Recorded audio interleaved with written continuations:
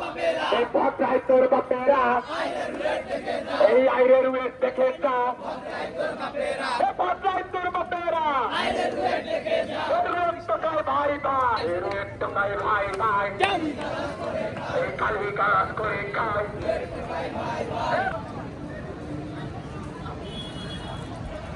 Action! Action! Action to action!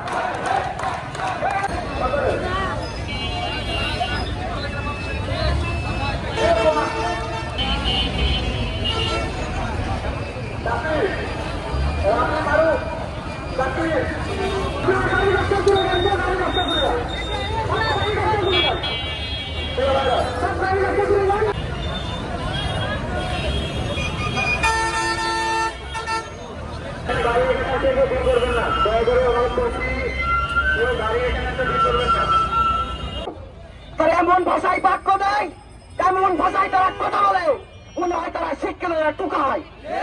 কত বড় হেডা মেলা হয়েছে। আমরা ভক্ততে অবস্থান করেছি, আপনারা এসে দেখেন, সরাসরি আমাদের সঙ্গে লাগুন।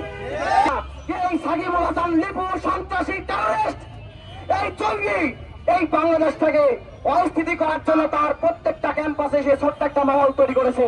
পাবলিক ভার্সিটি গুলো যেগুলো ছিল, বেগম রোকেয়া সহ বিভিন্ন পাবলিক ভার্সিটি তারা এই ময়দানে নামিয়েছে। অথচ জানেই না 3 দফাটা কি।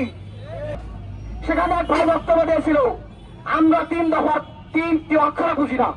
প্রিয় ভাইরা, আমরা বলতে চাই, যুদ্ধে রক্তক্ষয়ী সংগ্রামে আমাদের তো 7 দফা রয়েছে। এই 7 দফা যদি বাস্তবায়ন না হয়, একটি অক্ষর বাস্তবায়ন হয়, আগামীতে রাজশাহীর ময়দান থেকে, এই রাজশাহী পলিটেকনিক থেকে আমরা দুর্বল আন্দোলন করে চলবো ইনশাআল্লাহ। আমরা পলিটেকনিকের সকল শিক্ষার্থী ভাইকে কাঁধে কাঁধ, আপনারা এখন আপনাদের জায়গা থেকে সরে যান। এই 3 দফা সম্পূর্ণ অযৌক্তিক এবং অন্যায়গত হবে, এটা বেআইনি। আপনারা কোটা কোটা করেন, আমরা কোটার সংজ্ঞাটা বুঝেন না। কোনটা নিয়োগ বিধিমালা, কোনটা কোটা, কোনটা শিক্ষকতার যোগ্যতা বোঝার যোগ্যতা আপনাদের নাই।